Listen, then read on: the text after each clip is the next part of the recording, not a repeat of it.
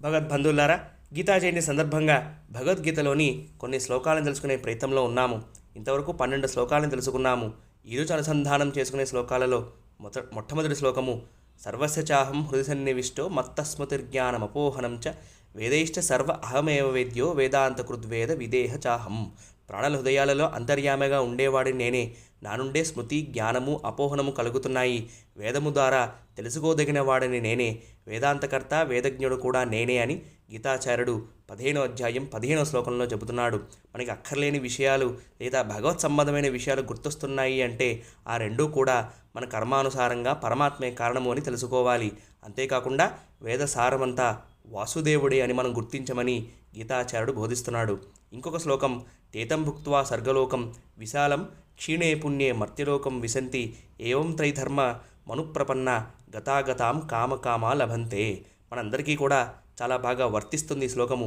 9వ అధ్యాయం 21వ శ్లోకం స్వర్గమునందు భోగాలు అనుభవించిన తర్వాత ఆ కర్మలను తిరిగి అనుభవించడానికి మళ్ళీ మనం ఈ మర్త్యలోకంలోకి రావాలి.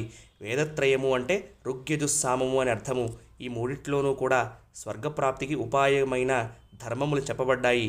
అందుకోసమనే కోరికలతో కూడిన ధర్మకార్యాలు కొంతవరకే ఫలితాన్ని ఇస్తాయి అని మనం గుర్తించాలి.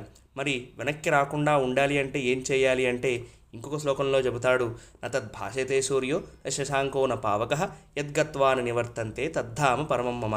నా ధామానికి చేరుకున్నాక వెనక్కి రావడం అంటూ ఉండదు అర్జున అని. మరి ఆయన ధామానికి చేరాలి అంటే ఏం చేయాలి అంటే జన్మకర్మచమే దివ్యం ఏవం యో వేటి తత్వతః త్యక్త్వా దేహం పునర్జన్మ నైతిమాం ఏతి సోర్జున. 4వ అధ్యాయం 9వ శ్లోకం నా జన్మ నా కర్మ చాలా దివ్యమైనవి అర్జున. అవి తెలుసుకుంటే కనుక మళ్ళీ ఇంకొక జన్మ రాకుండా ఉంటుంది అని చెబుతాడు. అందుకోసమే మనందరము కూడా చేయవలసిన యజ్ఞము ఏమిటి అని అంటే శ్రీమద్భాగవత సప్తాహ జ్ఞాన యజ్ఞము. నేను చెప్పుకున్నాం కదండి, భగవద్గీత అర్థం చేసుకోవాలి అంటే శ్రీమద్ రామాయణము శ్రీమద్భాగవతం ద్వారానే అర్థమవుతుంది. ఇంతేకాకుండా పరమాత్మ 10వ అధ్యాయం విభూతి యోగంలో తన యొక్క సర్వవ్యాపకత్వాన్ని చెబుతాడు. పాండవులలో అర్జునుడిని నేనే, వేదములలో సామవేదాన్ని నేనే, దైత్యులలో ప్రహ్లాదుని నేనే, మాసాలలో మార్గశీర్ష మాసం నేనే, సంతానానికి కారణమైన మన్మధుణ్ణి నేనే, మృత్యువును కూడా నేనే, యోధులలో రామచంద్రుడిని నేనే, ఏకాదశ రుద్రుల్లో శంకరుణ్ణి కూడా నేనే అని చెప్పి ఈ విధాలుగా ఇంకా చాలా చెబుతాడు. ఇంకా ఈ విధంగా తన సర్వవ్యాపకత్వాన్ని చెబుతాడు. ఆ తర్వాత ఆఖరి శ్లోకము సర్వధర్మాన్ పరిత్యజ్య మాం ఏకం శరణం వజ అహం త్వా సర్వపాపేభ్యో మోక్షయిష్యామి మాచుచః.